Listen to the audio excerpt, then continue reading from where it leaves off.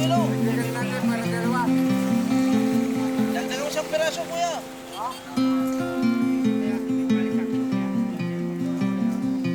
Tapos 130 bigay niya sa Napunta ka sa fishing capital of the Philippines, so it is very natural na malansa talaga.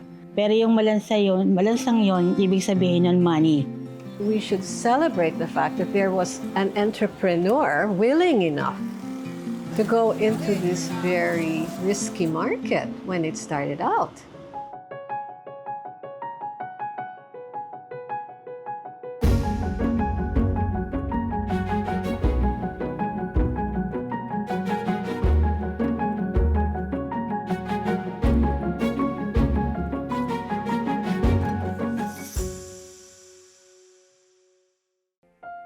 As a mother, she wanted us to be fed all the time. I mean, there was always food because we are 11 brothers and sisters. She is a welcoming mother to all.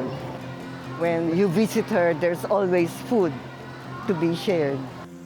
From going always to the market with my grandmother, she saw all the raw materials. And she likes to buy a whole volume and then experiment with what she can do with all of that.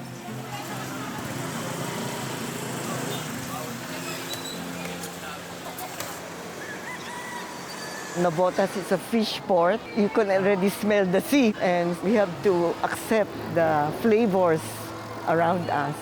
Kasi on the olden days, lahat ng tao sa Malabon marunong mag-Pancit Malabon. Siguro, biniyayaan lang kami ng Panginoon ng talento sa pagluluto ng Pancit Malabon. Nandun naman namin yun, kumbaga, pinagyaman naman namin kung ano yung binigay sa amin.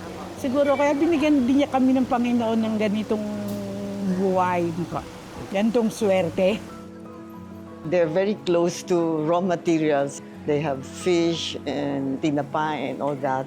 So she got used to using all these bones for preparing the broth and oysters, squid. So I could see that kind of atmosphere that you can smell food. Pancit Palabok is unique in the sense that the original type of Pancit Palabok or Pancit Malabon had layers. Our earliest recipe is from 1934, and it would have very plain noodles, no flavoring, and then on top of that layer of noodles, they would put a nice thick sauce that was very flavorful, and then on top of that wonderful sauce, they would add all sorts of special things like chicharron, smoked fish, and the crowning glory used to be oysters. Pancit Palabok is a little bit like our sweet dessert halo-halo, and it's up to you. You mix it in whatever way you want. Kasi hindi rin naman namin iniisip na tatagal kami ng 40 years. Akala namin parang subok-subok lang nung una. Kasi hindi kami negosyanteng tao. Oo, kasi ganun ang taga Malabon, mahilig kumain, mahilig tikman lahat. We're now in 77 countries because she's the type who likes to feed people. When I was a little girl, we couldn't find Filipino products. But now that there's this possibility of using the Mama Sita products. Mama Sita, she saw how busy Filipinos are abroad. So she thought it was a service to those who need to eat home cooking to have these preparations to cut down the cooking time. I'm making Filipino food, a noodle dish that I always bring when there's potluck. So my friends know me about this because I bring this Pancit Palabok, of course, using Mama Sita.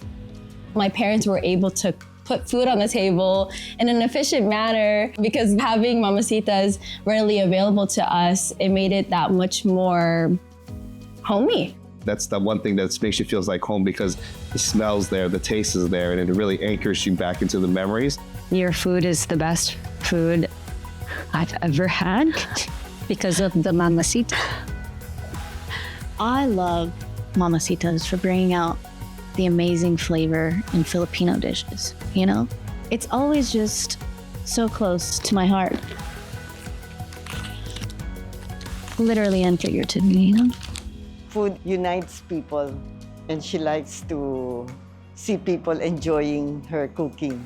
So now we can have a sense of being Filipino in our food anywhere in the world, thanks to Mama Sita.